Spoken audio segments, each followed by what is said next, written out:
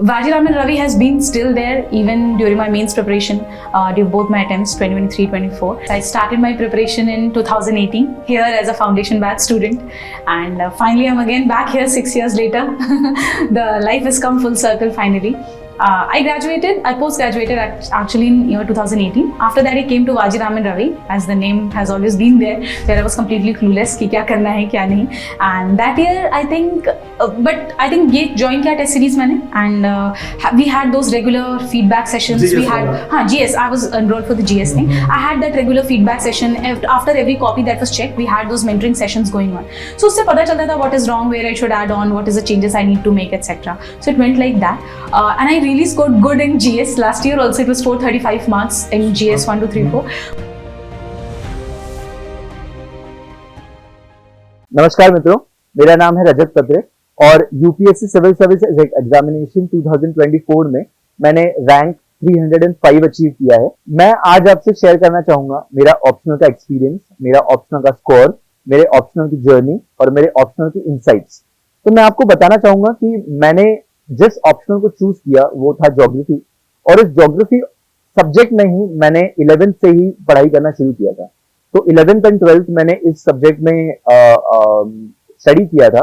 इसके बाद university of Delhi से मैंने ज्योग्राफी ऑनर्स किया था और दिल्ली स्कूल ऑफ इकोनॉमिक्स से एमए ज्योग्राफी भी किया था।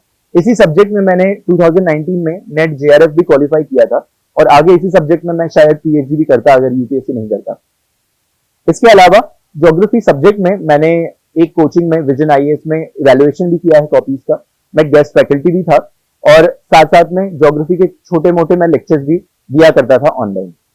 मैंने ज्योग्राफी सब्जेक्ट के लिए कोचिंग तो नहीं की है एक्सक्लूसिवली, लेकिन मैंने टेस्ट सीरीज एडुकेमी इस इंस्टीट्यूट से ली थी और साथ साथ में उनके रिविजन क्लासेस भी मैंने थोड़े बहुत अटेंड किए थे। क्योंकि मेरा एकेडमिक बैकग्राउंड सारा ज्योग्राफी में था, तो मुझे कभी ज्योग्राफी ऑप्शनल की कोचिंग लेने की नीड नहीं पड़ी, ना मुझे अंदर से ये नीड फील हुई। इसी वजह से मैंने हमेशा से खुद से ही इसका एप्टीट्यूड बिल्ड किया और इसी भरोसे मेरे 3 मेंस में, जिन भी 3 मेंस में मैंने आंसर्स लिखे हैं, ऑप्शनल में मैंने अच्छा स्कोर किया है। 2021 वाले मेरे ऑप्शनल में मैंने 270 मार्क्स स्कोर किए थे। इसके बाद मेरे सेकंड मेंस में, या फिर सेकंड जो मेरा मेंस था, इसमें मैंने 290 मार्क्स स्कोर किए थे और मेरे थर्ड मेंस यानी मेरे 6th अटेम्प्ट में मैंने 280 मार्क्स स्कोर किए हैं।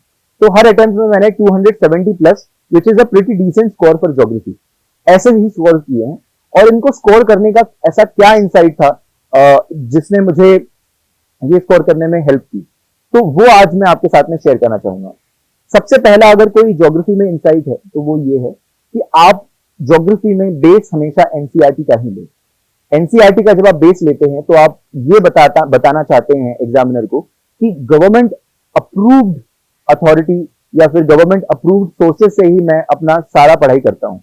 तो आप ऑप्शनल ज्योग्राफी के लिए चाहे जो भी किताबें पढ़ें, चाहे आप सविंदर सिंह पढ़ें, चाहे आप एलन स्टाइलर पढ़ें, चाहे आप आरडी दीक्षित पढ़ें, लेकिन ये सारे प्राइवेट ऑथर्स हैं, ये इंडिविजुअल ऑथर्स हैं और गवर्नमेंट एक लेवल पे उनको रिकॉग्नाइज नहीं करती है। गवर्नमेंट रिकॉग्नाइज करती है एनसीईआरटी को। एनसीईआरटी में दिए हुए क्लासिफिकेशन को आप हमेशा स्टैंडर्ड मानकर बाकी किताबों से वैल्यू एडिशन निकालें। ये मेथड, ये अप्रोच हमेशा यूपीएससी के लिए सबसे कारगर होती है। तो इसका एग्जांपल देने के लिए मैं आपको बताना चाहूंगा कि यूपीएससी के 2022 के पेपर में classification of Indian mineral belts आया था।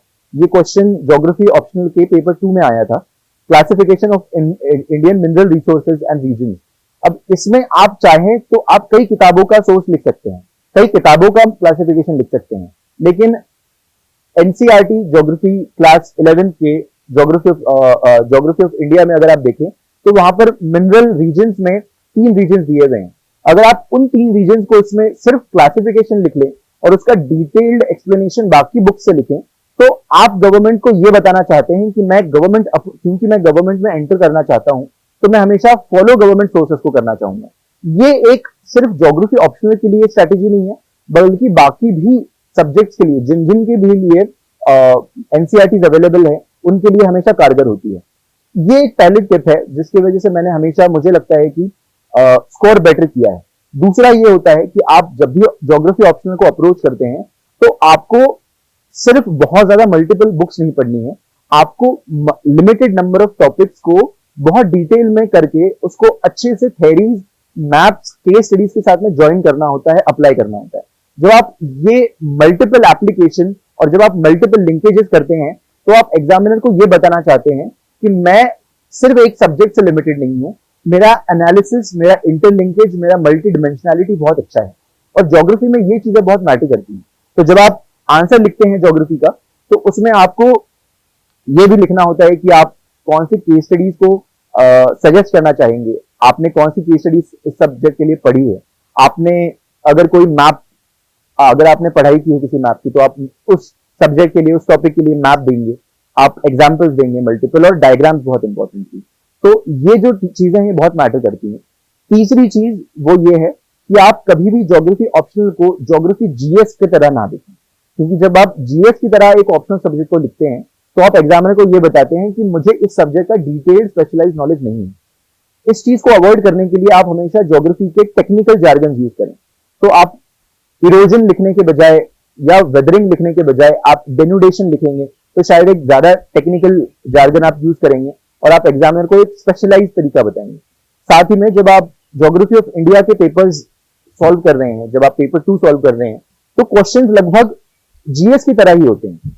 उन जीएस पेपर्स, जीएस क्वेश्चन होते हैं, उनको अगर आपको ऑप्शनल का आंसर बनाना है तो आपको उसमें पेपर 1 के थ्योरीज लिखनी होंगी। You will have to write the models and theories that you study in paper 1, and that can be the one Thunin's model, that can be CBD and different kinds of theories.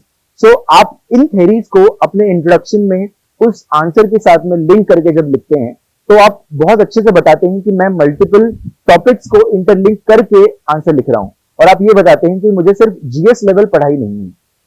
तो कम पढ़ाई में भी आप शायद ज्यादा output दे पाते हैं। Geography में मेरा नेक्स्ट सजेशन ये है कि आप हमेशा ज्योग्राफी में प्रिडिक्शन करने की कोशिश कीजिए, क्योंकि जब आप ज्योग्राफी में पेपर का एनालिसिस करते हैं, जब आप मेंस ऑप्शनल ज्योग्राफी का पेपर का एनालिसिस करते हैं तो आप ये रियलाइज करते हैं कि हर 2-3 साल में कुछ क्वेश्चंस रिपीट होते हैं, एटलीस्ट फॉर्मेट रिपीट होता है।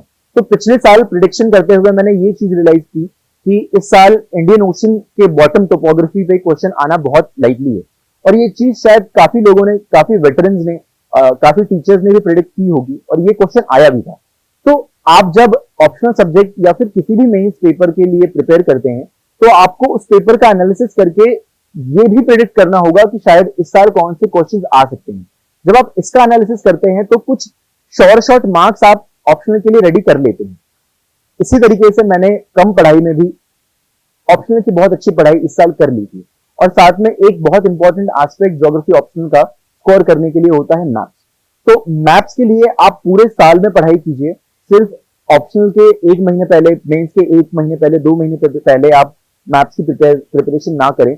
पूरे साल रोज शायद 10 मिनट 15 मिनट आप मैथ्स की प्रिपरेशन कीजिए, क्योंकि ये मैथ्स की प्रिपरेशन आपको सिर्फ ऑप्शनल में ही नहीं बल्कि प्रीलिम्स में भी हेल्प करेगी, पेपर 1 मेंस में भी हेल्प करेगी, पेपर 3 में भी हेल्प करेगी, और पूरे यूपीएससी ड्यूरेशन में, पूरे यूपीएससी जर्नी में मैथ्स आपको काफी ज्यादा हेल्प करेगा।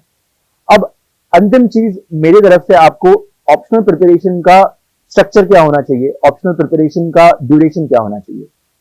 हम इस वक्त जुलाई के महीने में हैं, और ये सबसे अच्छा वक्त होता है जब हम ऑप्शनल की प्रिपरेशन शुरू कर सकते हैं। So you start the optional preparation in July and you try to end it by December, and in 6 महीने में, 5 महीने में आपको कम से कम 2 से 3 बार ऑप्शनल की प्रिपरेशन कर लेनी है। और इस ड्यूरेशन में आप दिन में 4 घंटे या 5 घंटे ऑप्शनल को दें और बाकी 4 या 5 घंटे आप जीएस को दें, तो आप एक बैलेंस तरीके से अपना दिन स्पेंड कर सकते हैं। और इन 4 या 5 घंटे को भी आप आधे डिविजन में निकालकर पेपर 1 और पेपर 2 की अच्छे से प्रिपरेशन कर सकते हैं।